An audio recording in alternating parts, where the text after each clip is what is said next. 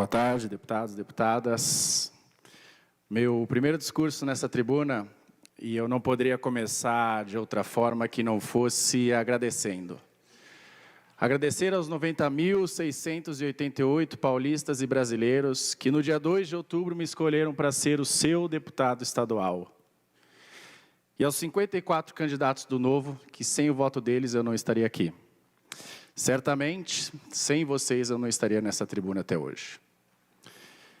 Agradecer também aos meus amigos e à minha equipe que caminharam comigo nessa jornada e torceram tanto por essa vitória. Como diria o escritor gaúcho Paulo Santana, alguns deles eu não procuro, e essa mera condição basta-me para seguir em frente nessa vida. E agradecer à minha família. Por minha causa, vocês trilharam o caminho que vocês não escolheram.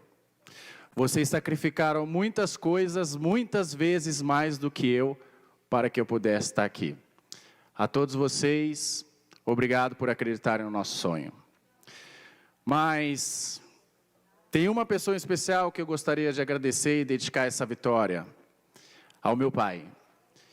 E por que agradecer especialmente a ele? Porque a história dele representa a história de tantos outros pais. O meu pai era um nordestino que veio tentar a vida em São Paulo, mais especificamente de Afogados da Engazeira, Pernambuco. Meu pai era mecânico de avião, sequer chegou perto de ter uma faculdade. Como tantos outros pais que acordam para trabalhar e trabalham até dormir, meu pai sequer tinha a possibilidade de ter sonhos para ele. Sobrou então apenas a possibilidade de ter alguns sonhos para os filhos dele. Meu pai sonhava que os filhos dele pudessem ter aquilo que ele não teve, frequentasse uma boa universidade, entrasse em boas empresas, tivesse um futuro promissor. Mas o meu pai, senhores, infelizmente se foi quando eu tinha 18 anos, e ele não está vivo para poder ver os sonhos dele se realizar. E por isso eu estou aqui hoje nessa tribuna, para dizer que os esforços dele não foram em vão. O filho do João, que era nordestino, conseguiu entrar numa das melhores faculdades de economia do país, a Fundação Getúlio Vargas, entre os 10 primeiros lugares, e terminou seu curso com bolsa de estudo. O filho do João, que sequer tinha faculdade, fez um mestrado na Europa e está terminando seu PhD em economia. O filho do João, que era mecânico, conseguiu entrar nas melhores empresas do mercado financeiro e foi eleito um dos 250 jovens líderes das Américas pelo governo americano.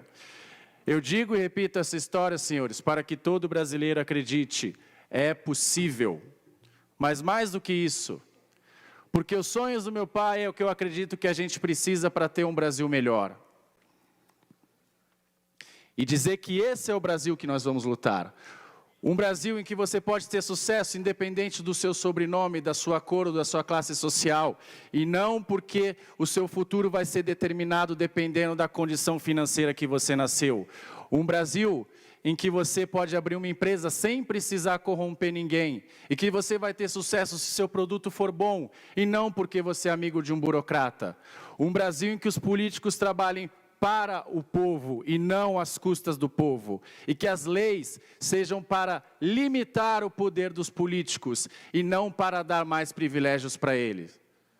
O cidadão só é livre quando o Estado é limitado. Felizmente, senhores, eu consegui chegar aqui até esta tribuna, mas quantos Leonardos não ficaram pelo caminho? Quantos Joãos não vão poder ter a oportunidade de ver os sonhos deles se realizarem? Não por não terem capacidade, mas porque nasceram em condições desfavoráveis ou porque perderam na loteria da vida.